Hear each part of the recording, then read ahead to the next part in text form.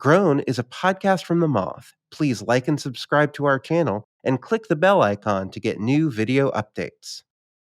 The New York City subway sounds hectic.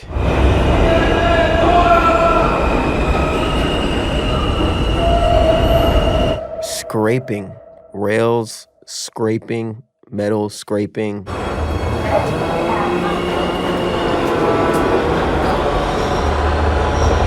You can't hear what stopped, what you just heard. Oh, no, we're delayed from, what are you talking about? I can't hear you.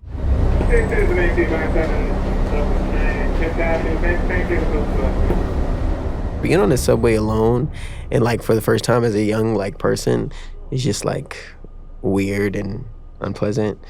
And you get lost. You get lost a lot, you know? All these letters and colors, all these lines. Where are you taking me? So when did you start riding the train by yourself? Because I feel like that's definitely a rite of passage as a New Yorker, the first time you get to take the subway by yourself.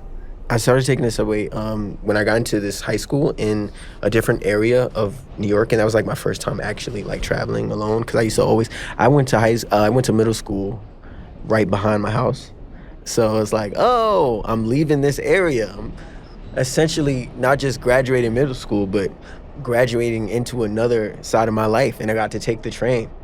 You ever gone on the wrong train and you're already running late? All the time, and that happens now with like 20 years of train experience.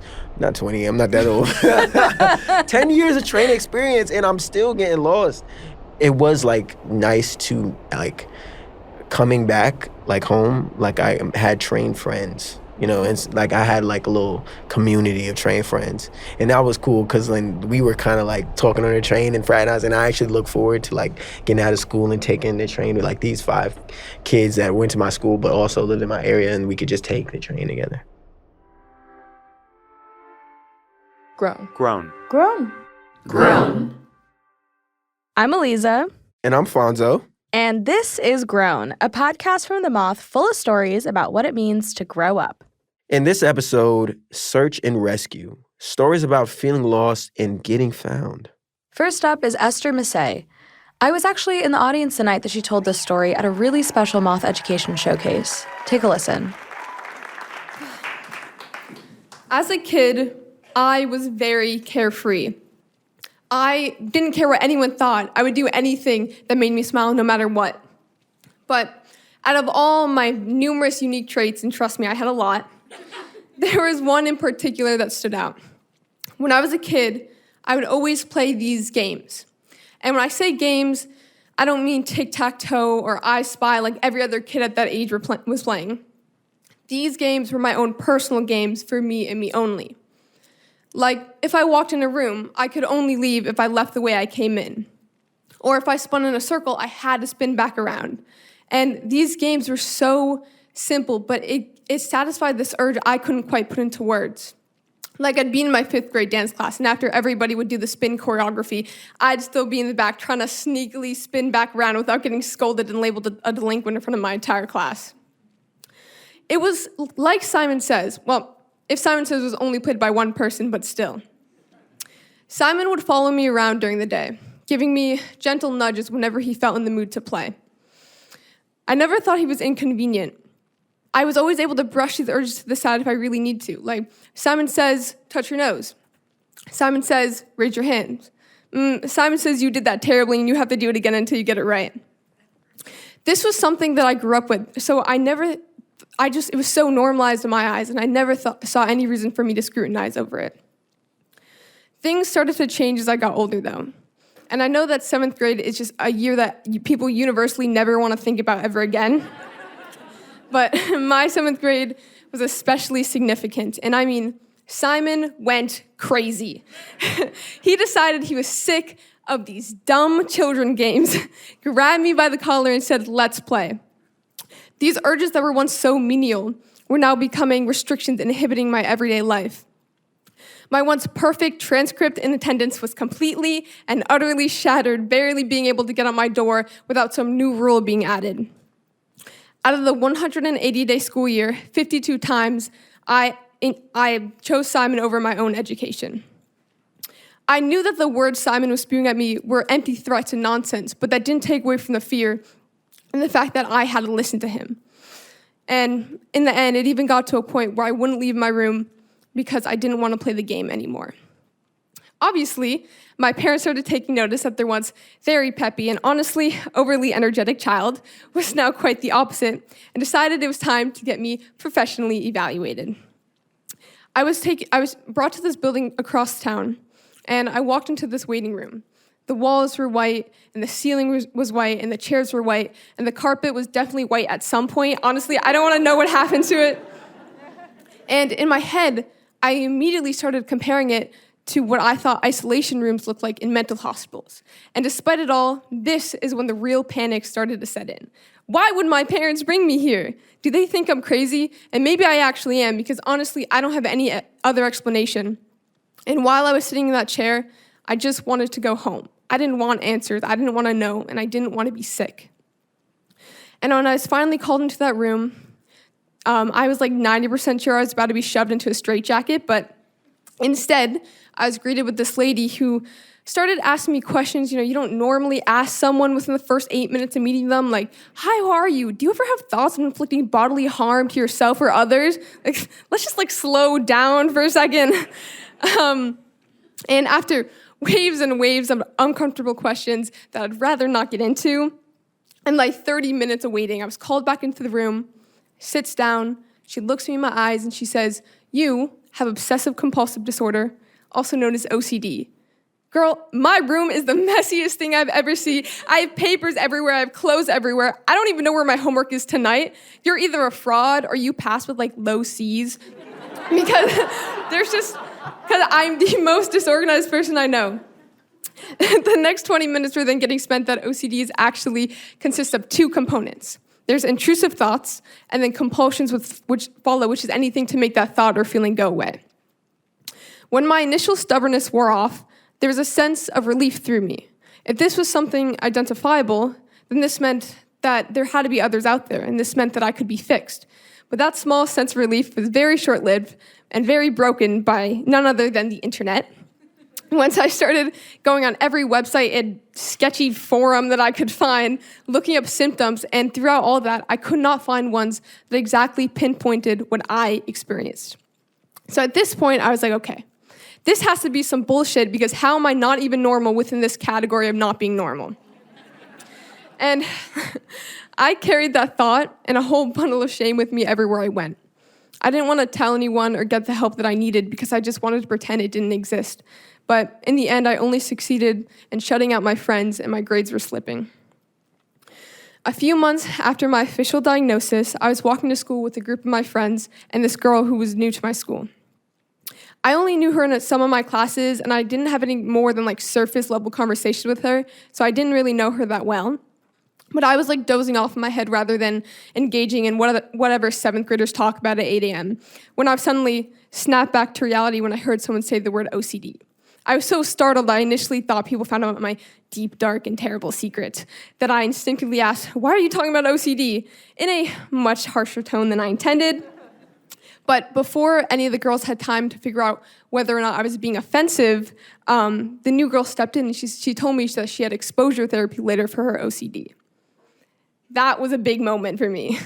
The rest of that day consisted of a lot of self-control, trying to contain myself from running up and shaking her and being, me too, I had that too. But instead I had to wait very patiently throughout my day, which I'm not patient, okay? You have to understand that. And when the final bell rang and school was over, I was able to pull her to the side and have her be the first person I ever willingly told about my diagnosis. We were able to open up and rely on each other, and even though her OCD was very different from mine, just knowing that we weren't alone meant so much, because reading a statistic online is so different from experiencing it. She helped me feel comfortable accepting the things that I couldn't control, and she pushed me to get the help that I needed. Even though it was a really long process, now I'm even at a point where I can think back and smile. And the truth of the whole matter is that there isn't a way to beat the game. You just have to accept the fact that if you and Simon are going to be spending this much time together, you have to learn how to get along. Thank you.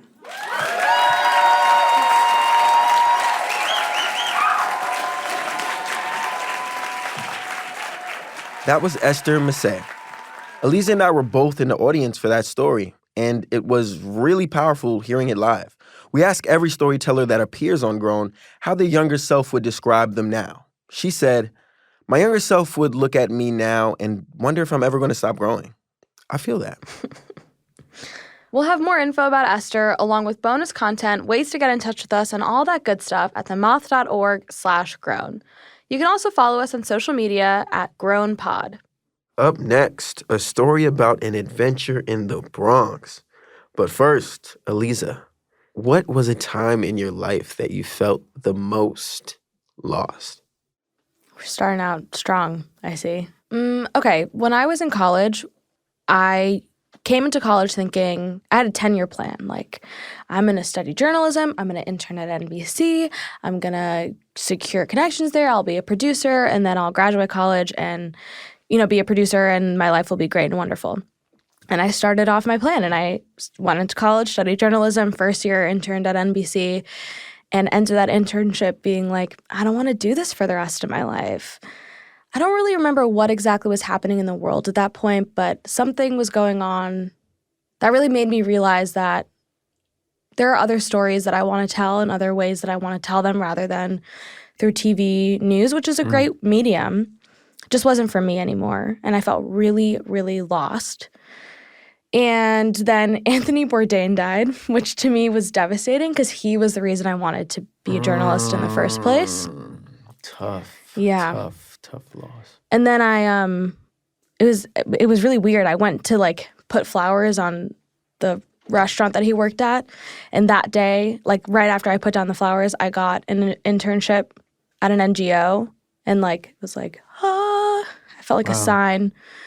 I'm glad I was lost though. If I had pretended like I wasn't lost, that I was still on track with my 10-year plan and everything was going well, I'd be a lot less happy than I am right now. I needed to lose myself to find that new version of myself. One aspect of feeling lost that Esther really touches on in her story is mental health. Fonzo, do you think that people in our generation or Esther's generation are actually more open to talking about mental health, or are we just kind of scratching the surface?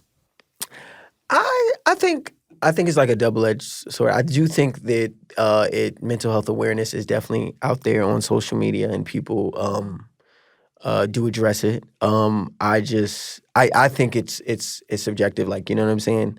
When you do have your diagnosis and your mental health issues, I feel like only you can, even if we're on social media, even if it's aware and people are aware, it's still ultimately you're battling something you deal with. Sure, people acknowledging that is amazing. You know what I'm saying? We should acknowledge that, people are certain ways and people need help with that. But ultimately this journey is lifelong. You know what I'm saying? Once you have been diagnosed, it's this is something you deal with. This is the way you are. This is the way I am. And it's awareness and acceptance. Acceptance, yeah. And as someone who has been diagnosed and has had the question marks and the exclamation marks of I am bipolar, and having reasons for why things are happening and what's going on is good, but it's also wow, someone just dropped a big weight on you, wow, and I have to adjust. I really want to thank you for sharing that. I think it's so important for us to really dive into how listening to other people's stories can help us and can bring us some clarity about our own lives, or we can connect to it. So how did you connect to Esther's story, if at all? Yeah, of course. Well, you're welcome. This is what we do at the Moth. We share. Yeah. I resonated with her story in a way that just being diagnosed, I really felt I was in that office. You know what I'm saying? And when your circumstances change and you have no choice in that because it is who you are, or in your build of your human self is kind of frustrating, but later on beautiful, but gets turned upside down. And so that's what I resonate with. Yeah. Yeah, I think it's so important that we don't like glorify or glamorize mental health. Like, it is beautiful to talk about it, but not everybody has to talk about it. Not everybody has the privilege or the tools or the perspective to speak on something or the want to speak on something, and that's also so valid. Yeah, and obviously it's healthy to speak about it. You don't have to, but I feel like just with me, my confidant is my other half. You know, my girlfriend and my friends around me. But I don't always want to share what's going on, and you shouldn't need to. But it's always just nice to have that option and just always know that you can. You know what I'm saying? I'm so glad that we started with Esther's story because sometimes losing and finding things isn't always tangible, like it is an internal journey. But other times it really is tangible. Like we lose stuff and we have to find them. And that's why I'm really excited about this next story. We get into the tangible search and rescue. And up next is Wilson Portorreal. All right, so as a kid, I've always wanted a dog. Who doesn't want a man's best friend? Come on. So I didn't just want any dog. I wanted a big dog for a little kid. I wanted feel like a macho man. I wanted to carry a Rottweiler or a Husky. You know, I wanted a protection, basically. I wanted some protection. And I've always asked my mom, can we have a dog? I want to have a dog. Please, can we have a dog? No, I'm sorry, we can't have a dog. A dog is a lot of responsibilities. But come on, I'm gonna train it. I'm gonna teach you how to stay, how to follow me, how to fetch. I'm gonna give it treats. He's gonna be that's gonna be me. That's my responsibility. And she goes, no, because it's too much work. And on top of that, we live in an apartment. It's all right, fall back.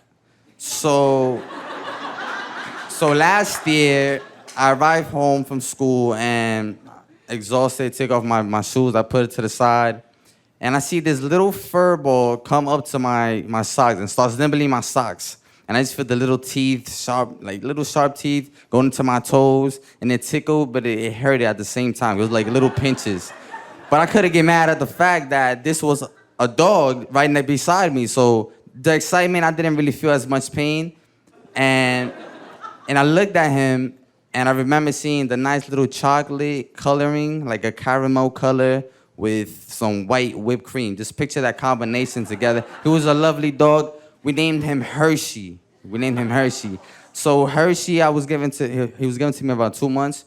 And I did everything I said I was gonna do. I trained him. He learned how to follow me. He learned how to fetch. He learned how to stay. And he was just the best dog to me. So I'm just saying that because he's the only dog that I've had. And so, one day I take him outside to my front building, and, I'm like, you know what? Today I'm going to teach him how to follow me without the leash. So that's a challenge. That's cool. I see a lot of people do that. So I'm like, I'm going to do that to them. That's the trick of the day. And, I'm growing this bond with him, and I'm believing and trusting him. That's my pal. He will never leave this building when the door opens. Now, at this time he's like about 5 to 6 months. And that door opened, and he dashed out of the building. He just ran out, excited. Now I'm in uniform and shoes, and I'm running down the block chasing this dog. Now, you do not see that every day. Mind you, I'm chasing a little dog, half Shih Tzu, half Maltese. Yeah. So I'm chasing the dog, and I'm running, and I'm like, no, I'm gonna get this dog. And I'm catching up to him in the sidewalk. And I run beside him, and I'm catching up, and his hair's flying back. He looks like a lion, a miniature lion. And his tongue is rolling out his mouth. He looked like a fruit roll-up tongue. He's just excited, freedom at last. And so he's running. Now, mind you, he runs into the street now. And this is the Grand Concourse. Now, if you've been to the Grand Concourse, you would know that this is like a mini highway.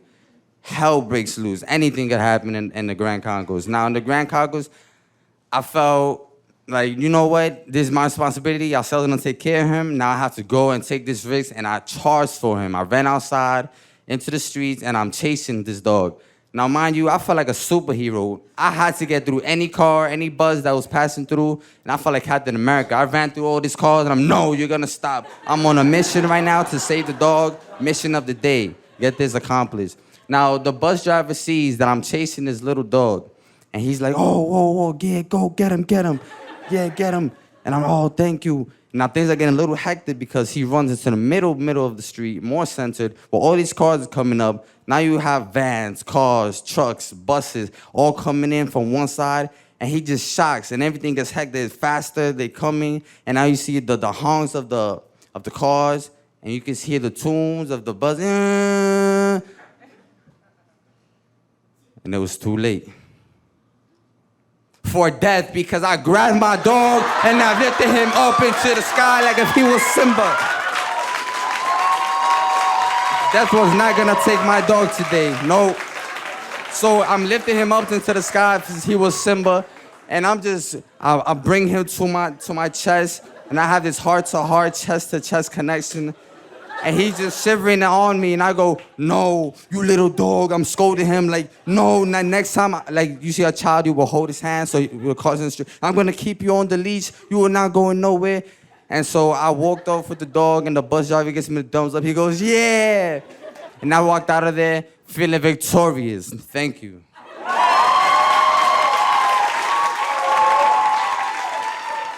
That was Wilson Portorreal. He said his younger self would describe him as a funny, selfless, inspirational, cool bearded guy. Want to see a cute photo of Hershey? Well, check out themoth.org/grown. We can't promise more cute pics of dogs, but there'll be information about our storytellers, fun extras, and ways to get in touch. From time to time, everyone, no matter who they are, feels a little lost. So we decided to go out and hear from people about how they found themselves. Here's David Leppelstadt, who you just might remember from the story about his subway romance in our first episode. Just as a heads up, one of the interviews includes a mention of sexual assault. If you're sensitive to that, you might want to skip this one.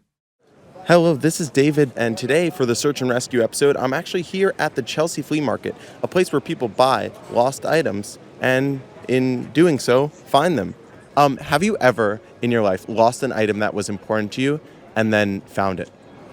For me, probably every day of my life, I lose my car keys. And I normally call her 5 seconds afterwards, panicking. And then she's like, Victoria, just calm down. And then as soon as I calm down, find it right away. And as soon as you find it, you just have that wave of relief. So Amazing. So having a friend like Emma as a grounding presence can help you be found. And is this true, Emma? You can confirm that you're this friend who answers the phones like, it's okay, take some deep breaths, we're going to find those keys. Yeah, she freaks out very quickly, so I have to do that for her. Can it be like an abstract answer? We would love nothing more than an abstract answer. My boyfriend and I broke up for 3 months, and then we got back together, so in Wow. that kind of way, yeah, that's my answer to your question. That's a great answer of the lost and found. And was there something that like allowed this feeling of loss to be found in this relationship? I think just the time apart really helped us both kind of figure out what we needed from each other. Wow, that's amazing. I really love the direction you took this question. This is what we want. This is what we're out here to get. Oh my gosh, and we are here recording and at this flea market and I just found a pair of shoes. Let's just see if they're my size. They are size 14 and I'm a size 13. Maybe it could be something. 13 US. Okay, wow. Okay, maybe we'll check those out later. Okay, we're gonna go to the next question. We're gonna make it a little more interesting here. Is there a time when you yourself, as a person, have felt lost? It could be physically, emotionally. Have you ever felt lost in your life? For me, it was probably my sophomore year of college going into my junior year. During my sophomore year, like this is gonna get really depressing. I was sexually assaulted actually by somebody who I considered like a really close friend. And it kind of like put me like in the darkest place I've ever been. Like I ended up going to therapy for it. I ended up like going to a psychiatrist. They put me on medication. It was like a whole thing. But then like to get out of it, I started realizing I'm just like, I'm giving him too much power. I'm giving this person too much power over me. And then on top of that, like I stopped reaching out to my friends. I stopped talking to them. But then it's just like, once again, Emma's my savior.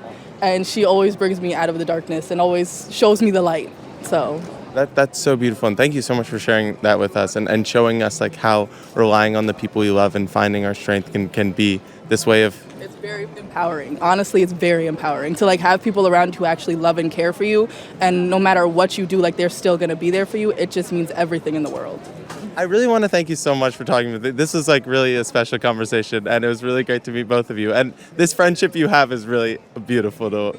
Friends since kindergarten. Yes. And we are now 23. Wow.